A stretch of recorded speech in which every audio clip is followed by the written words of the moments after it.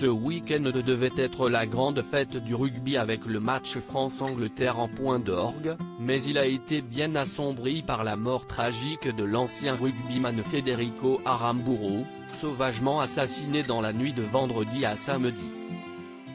L'ancien sportif argentin de 42 ans était venu dans la capitale pour assister au crunch samedi soir au Stade France, mais après une nuit de fête et une altercation devant la brasserie Le Mabillon dans le quartier de Saint-Germain-des-Prés, il a été abattu en pleine rue.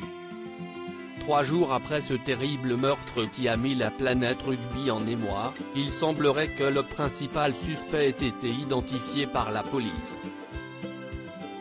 Il s'agirait de Loïc Le Priol, un militant d'extrême droite, ancien membre du GUD, Groupe Union Défense, un syndicat d'extrême droite.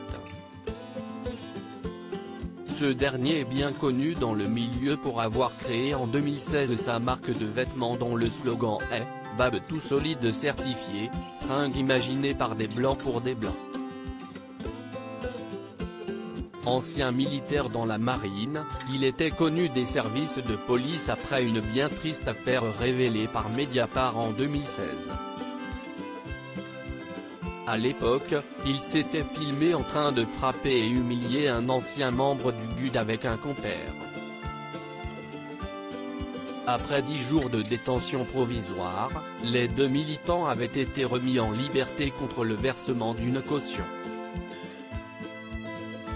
2 autres suspects recherchés. Les caméras de vidéosurveillance ainsi que les nombreux témoins sur place ont permis aux enquêteurs de la brigade criminelle de faire de Loïc Le Priol le principal suspect dans cette affaire. 2 autres personnes sont également recherchées, le complice du militant d'extrême droite ainsi qu'une femme d'une trentaine d'années qui pourrait être la compagne du principal suspect. Toujours en fuite et recherché pour le meurtre de Federico Aramburu, les 3 suspects n'ont pour l'heure pas été interpellés par la police. Loïc Le Priol reste présumé innocent jusqu'au jugement définitif de cette affaire.